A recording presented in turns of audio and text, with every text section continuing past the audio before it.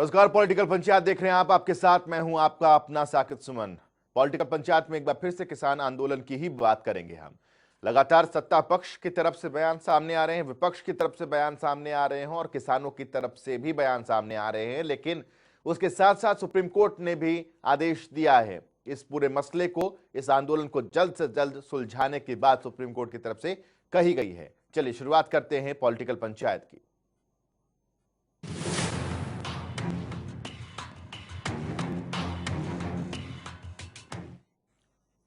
किसान आंदोलन पर और अपनी इस पेशकश पर सबसे पहले हरियाणा से भारतीय जनता पार्टी के प्रदेश अध्यक्ष ओम प्रकाश धनखड़ को सुनिए। सारे मुझे लगता है कि अब क्लियर हो गए हैं, हिंदू तो उसमें नहीं बचे हैं।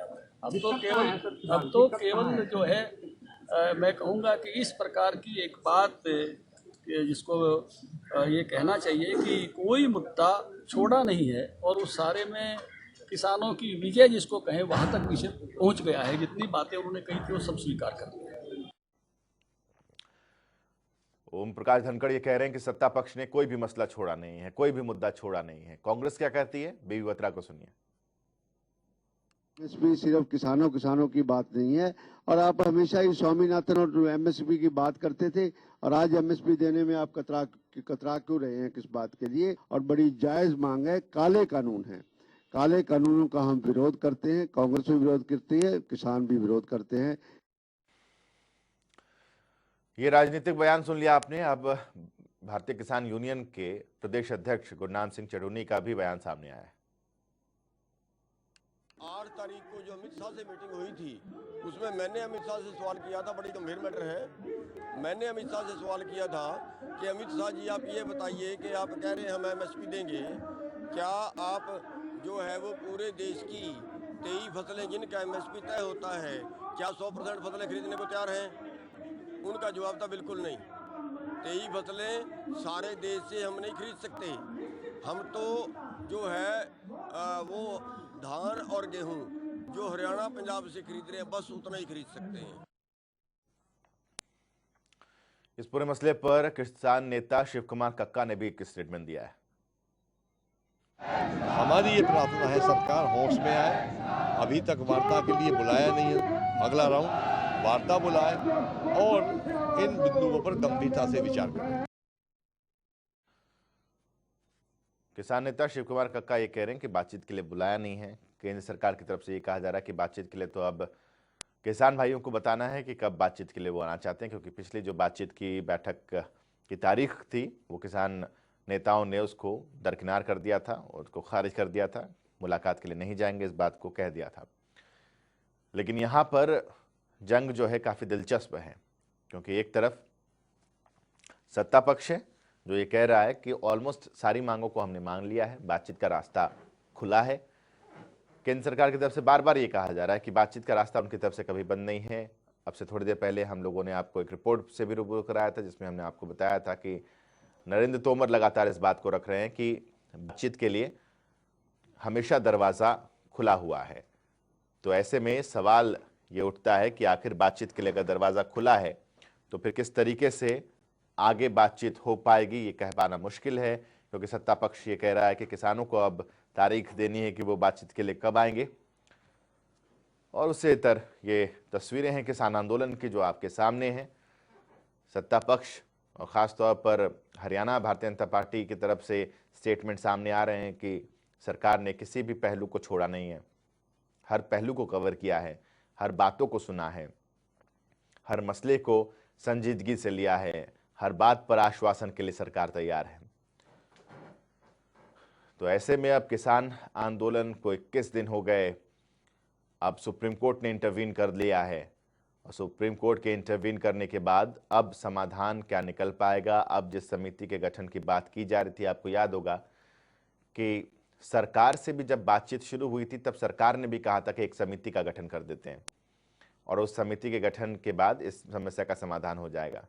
लेकिन तब किसान नेताओं ने सीधे तौर पर खारिज कर दी थी सत्ता पक्ष की ये बात कि किसी भी तरह की कोई समिति नहीं चाहिए। उसके बाद बातचीत का सिलसिला फिर से आगे बढ़ा था। लेकिन इस बात को मैं इसलिए जोड़ रहा हूँ सुप्रीम कोर्ट के आदेश से, क्योंकि सुप्रीम कोर्ट ने भी वही कहा जो केंद्र सरकार की तरफ से आपको याद होगा कि जो मुलाकात कृषि मंत्री की हुई थी, पीयूष गोयल की हुई थी, उस मुलाकात में भी सोम प्रकाश जी की जो मुलाकात हुई थी, उस मुलाकात में भी इसी तरीके के निष्कर्ष पर सत्ता पक्ष निकलता हुआ नजर आ रहा था, लेकिन किसानों ने उन बातों को खारिज कर दिया था। अब सुप्रीम कोर्ट ने कहा है, आदेश दिया है, और सुप्रीम कोर्ट ने हरियाणा और पंजाब दोनों सरकारों से पूछा है कि अभी तक कोई बातचीत के जरिए समझौता हुआ क्यों नहीं, क्यों सरकार हाथ पर हाथ धरे बैठे हुई है। इन दोनों ही राज्य सरकारों से भी सुप्रीम कोर्ट ने जवाब तलब किया है।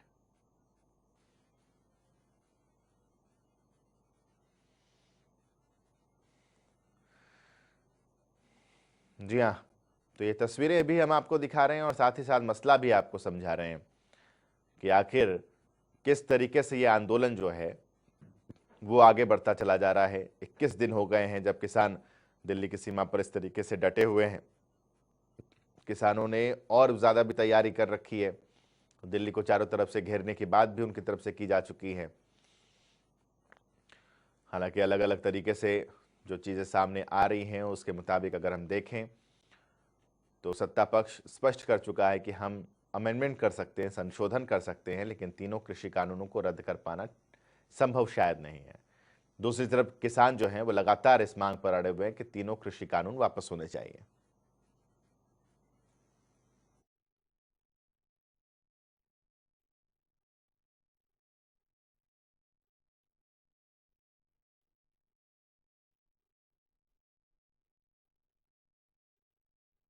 पार्टी की तरफ से सुमित गौड़ जी हमारे साथ जुड़े हुए हैं, कांग्रेस की तरफ से आप दोनों का बहुत बहुत स्वागत। सुमित गौड़ जी से पहला सवाल मैं यहां पर यह लेना चाहता हूं, क्या सुमित गौड़ जी आपको याद होगा कि भारतीय जनता पार्टी के शीर्ष नेताओं और मंत्रियों की तरफ से जब मुलाकात हुई थी तब भी ये कहा गया था कि एक समिति का गठन कर देते हैं, लेकिन किसानों ने खारिज कर दी थी उस बात को, उस मांग को। अब सुप्रीम कोर्ट ने कहा है कि एक समिति का गठन कीजिए और जल्द से जल्द समाधान निकालिए। आपकी प्रतिक्रिया? देखिए, सबसे पहले तो मैं आपके माध्यम से एक बात बोलना चाहूंगा कि अगर हम बात करें बीजेपी की नीतियों की, जी, मुझे आज भी याद आता है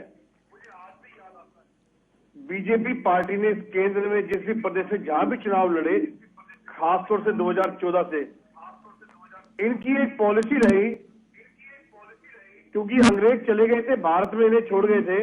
अंग्रेजों ने एक पॉलिसी थी कि डिवाइड एंड रूल, बांटो और राज करो। तो इन्होंने वही पॉलिसी केंद्र के चुनाव में खेली, अन्य प्रदेशों के चुनाव में खेली। इस देश और प्रदेश में जाति और धर्म के जहर घोले और उसमें ये काफी हद तक कामयाब भी हुए।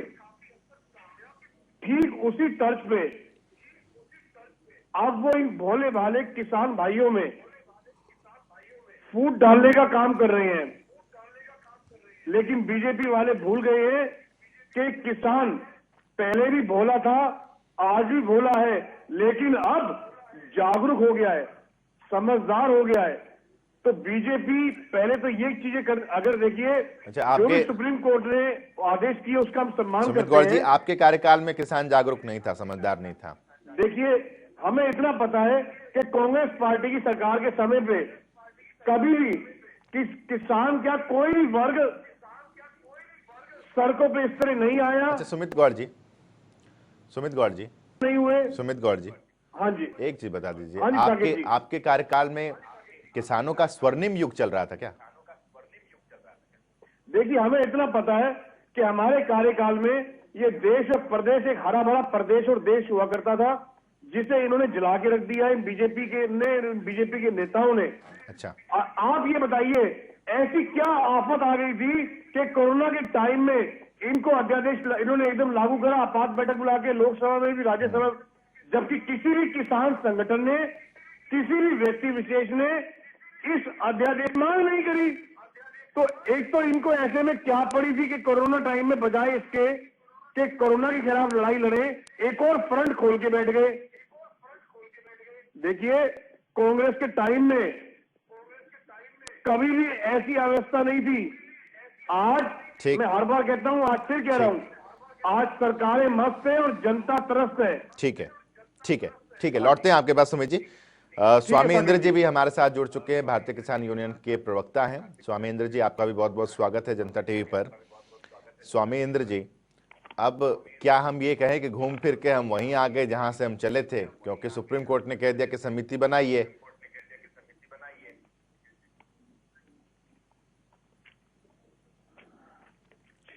स्वामी इंद्र जी, आप तक आवाज पहुंच रही है? जी, मैं सुन पा रहा हूँ जी आपको। जी स्वामी इंद्र जी, मेरा उच्चतम न्यायालय का जो जी आप बोलिए। उच्चतम न्यायालय ने जो आज प्रस्ताव दिया है, जो सुझाव दिया केंद्र सरकार को, और उसको हमें पढ़ना होगा कि उनको क्या कहा क्या नहीं कहा है। अभी हमारे पास की कॉपी नहीं आई। फिर भी मैं एक बात कहना चाहूंगा, किसान तो वार्ता के लिए पहले से ही राजी था। 6-7 दिन जो है किसान पंजाब का जो है, लेकिन 9 तारीख को वार्ता के लिए आप ही लोगों ने मना किया था ना। हमने वार्ता के लिए इसलिए मना किया, सरकार एडामेंट जो अपना रवैया अपनाई हुई थी, जो राजहट से संबंधित था। हम ये कह रहे थे कि हमारी जो 3 मांगे हैं, प्रमुख मांगे हैं, वही हमारी मांगे हैं। आपको इन मांगों को मानना पड़ेगा।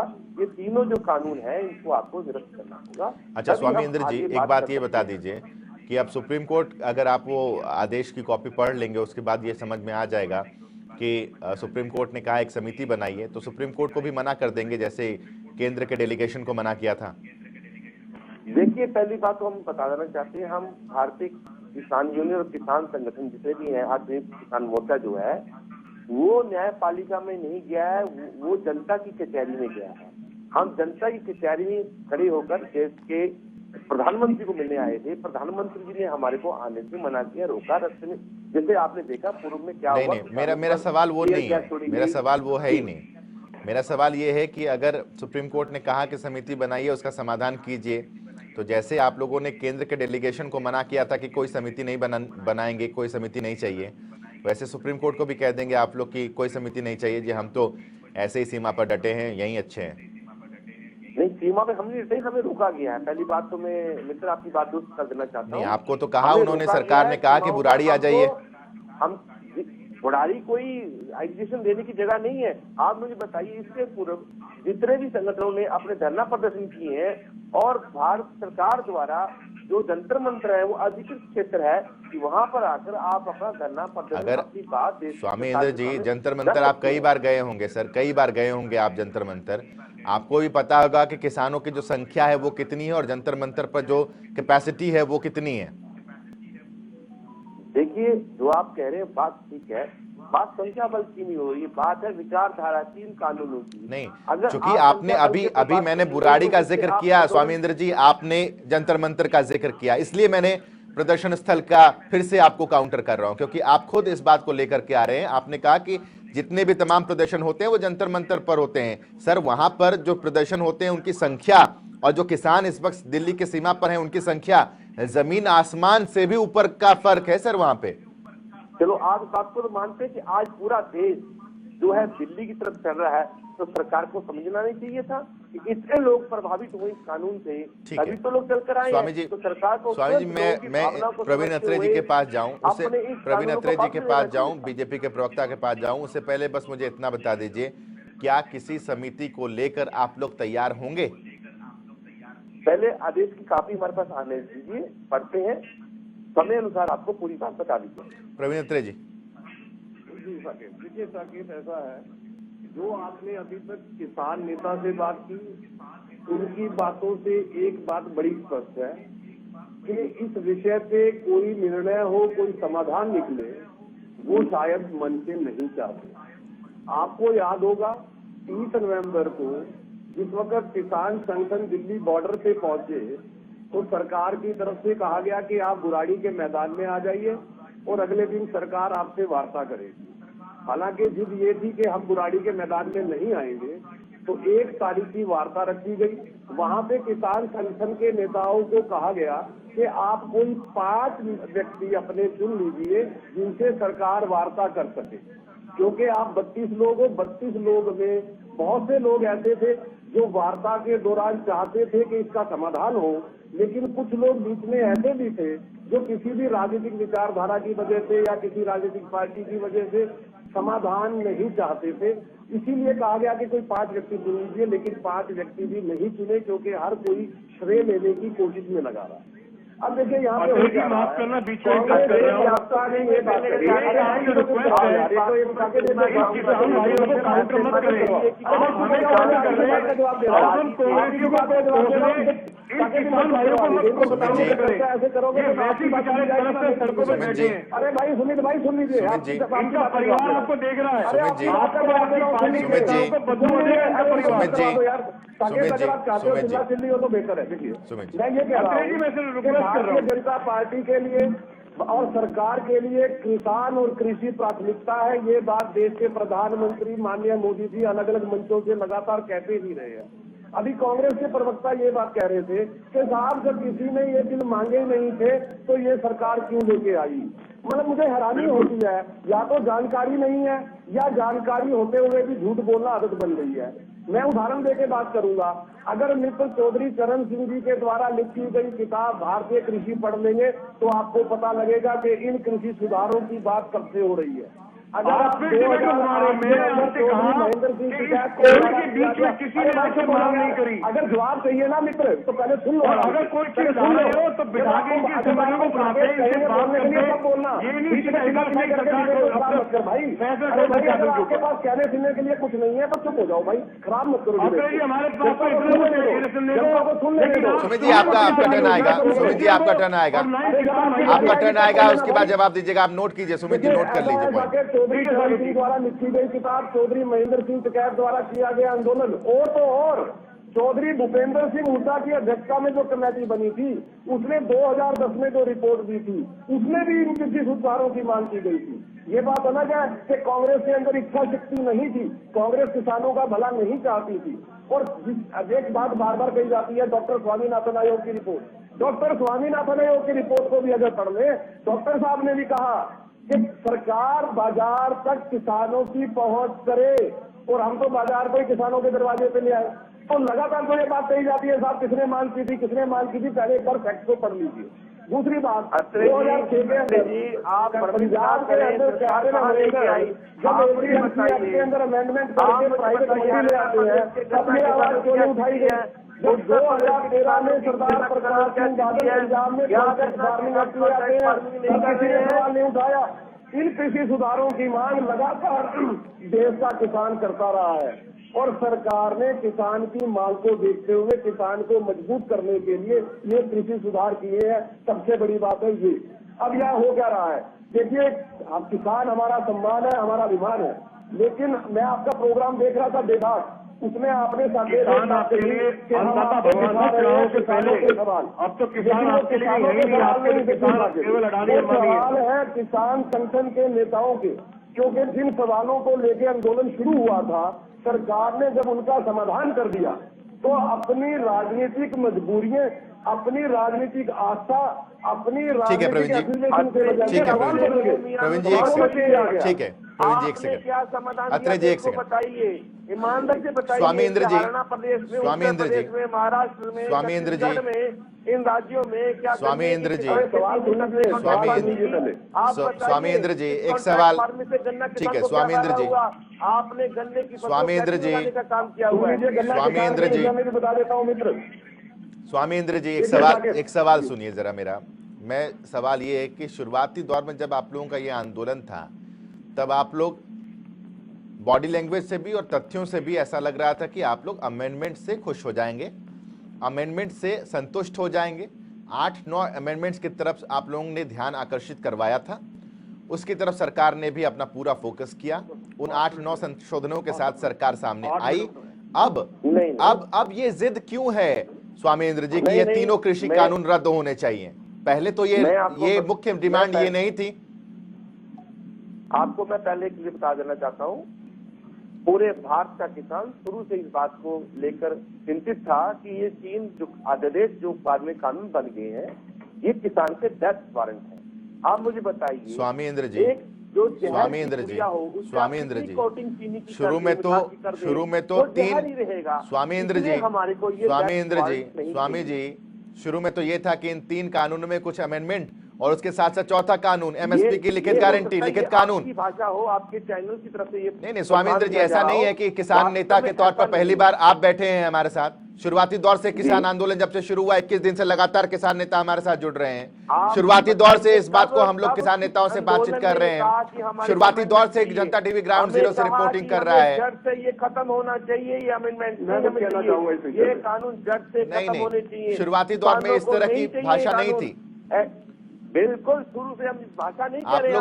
आप लोग तो शुरुआती दौर से चौथे कानून की एक मांग कर रहे थे। कांग्रेस भी इस चौथे कानून की मांग कर रही थी। भूपेंद्र हुड्डा लगातार इन 3 कानूनों में अमेंडमेंट और चौथे कानून की बात कर रहे थे। अब कांग्रेस की भी बोली बदल गई है। चौथा कानून कहना चाहता हूँ। ठीक है, आरव प्रवीण जी एक बार सुमित जी को सुनते हैं। सुमित जी को एक बार सुन लेते हैं। ठीक है स्वामींद्र जी, 1 सेकंड होल्ड कीजिए। स्वामी जी होल्ड कीजिए 1 सेकंड जी। सुमित गौड़ साहब। साकिब जी, मैं बीजेपी के साथी प्रवक्ता इनकी पार्टी को भी एक चीज याद दिला देना चाहता हूं, इनकी मेमोरी थोड़ी वीक है। 2005 में कांग्रेस की सरकार ने इन्हीं किसानों के 1600 करोड़ के कर्ज माफ किए थे। दूसरा, राजस्थान, मध्य प्रदेश, छत्तीसगढ़ में किसानों के 2 लाख के करीब जो इनके बैंक के लोन थे वो माफ किए थे। और उसके अलावा हरियाणा में जब कांग्रेस सरकार थी, जो बिजली के बिल जो बकाए थे किसानों के वो भी माफ किए थे। मैं ये बता देना चाहता हूं कि किसान इस पूरे देश में, प्रदेश में अगर कोई किसान हितैषी पार्टी है तो केवल और केवल कांग्रेस पार्टी है। आज साकिब जी मैं आपको बता रहा हूं, आज मैं जिस समय एक छोटी सी बात का जिक्र करने जा रहा हूं। आज जब मैं लंच कर रहा था तो आजकल समय की थोड़ी छोटी रहती है, गलती है हमारी। मैं साथ में अखबार पढ़ रहा था तो मैं अखबार साथ में लेके आया हूं। इसमें आज ये अखबार में सामने दैनिक भास्कर की मैं बात कर रहा हूं। इसमें मुकेश अंबानी जी ने कहा कि भारत कुछ समय में वर्ल्ड में की तीसरी इकोनॉमी होगा। थोड़ी सी गलती कर गए। इन बीजेपी के नेताओं के आशीर्वाद के चलते ये मुकेश अंबानी जी वर्ल्ड की इकोनॉमी में नंबर 1 होंगे, क्योंकि केवल और केवल आज इस देश प्रदेश में जिस भी वर्ग का, चाहे किसान हो चाहे कोई भी हो, रिएक्शन प्रवीण अत्रे जी का गला घोटा जा रहा है। का वक्त हो रहा है। केवल अडानी और अंबानी प्रवीण अत्रे जी का एक रिएक्शन लेते हैं। सुमित गौड़ जी, सुमित जी एक रिएक्शन प्रवीण अत्रे जी का लेते हैं। देखिए ऐसा है, कांग्रेस के मित्र ये कह रहे हैं कि हमने 1600 करोड़ के कर्ज माफ किए हरियाणा में, और एक बात और कहते हैं कि हमने 10 साल में 60,000 करोड़ रुपए के कर्ज माफ किए किसान के 10 साल में। अरे तो ये तो वो सरकार है मित्र, 6,000 रुपए प्रति वर्ष 12 करोड़ किसानों के खाते में जाते हैं। एक साल के कितने बने? 72,000 करोड़। अगर आप इतनी अच्छी हो, आपकी पार्टी की नीति इतनी अच्छी है, 20,000 करोड़ रुपए आज किसान सरकार में क्यों है? मेरी बात खत्म नहीं हुई थी। जो माफी जो माफी बड़ा साकिब जी, बड़ा महत्वपूर्ण मुद्दा है। इन बीजेपी के नेताओं को ये नहीं पता कि हर प्रदेश की भूमि की अलग क्वालिटी होती है। तुम्हें क्या हर प्रदेश की जमीन, किसी की जमीन कुछ होता नहीं है, 90% उपजाऊ होती है, किसी प्रदेश की जमीन 50% उपजाऊ होती है, किसी प्रदेश में हर किसान 2 एकड़ जमीन होती है, किसी प्रदेश में हर किसान 1 बीघा जमीन होती है। सरकार को इनको ये चीजें लागू करने से पहले ये देखना चाहिए दूर कि करने का प्रदेश वाइज, स्टेट वाइज हम एनालाइज करते, रद्द करो। हर स्टेट के किसानों को बुलाते, उनकी बात सुनते, उनकी भावनाओं को समझते, उनकी दुख तकलीफ को समझते, तब ये आयोग लेके आते हैं। नहीं कि सीधा आज कुछ लोगों को फायदा पहुंचाने के लिए। और सबसे बड़ी बात, आज इन आंदोलन के चलते जितने किसान भाई ये रोज सुधार चुके हैं, उनकी शहादत के क्या होगा? देखिए कांग्रेस उनके परिवारजनों का क्या होगा? 2006 के अंदर पंजाब में रिलायंस से कांग्रेस ने समझौता किया था। मैं अडानी साफ साहब में कहता हूँ, पंजाब के बीजेपी को घुटने टेकने होंगे, समझौता किया। आज नहीं टेकेंगे और उसके बाद बात टेकेंगे, 5 दिन बाद टेकेंगे। ठीक है, लेकिन हुआ क्या? ठीक है, चलिए आप तीनों का बहुत बहुत शुक्रिया। पॉलिटिकल पंचायत में जोड़ने के लिए बहुत बहुत शुक्रिया आप तीनों का। तो क्या हम ये मानकर चल सकते हैं कि जिस बिंदु से इस आंदोलन की शुरुआत हुई थी, घूम फिर कर हम वहीं पर आ गए और अब सुप्रीम कोर्ट ने कहा है कि समिति बनाई है।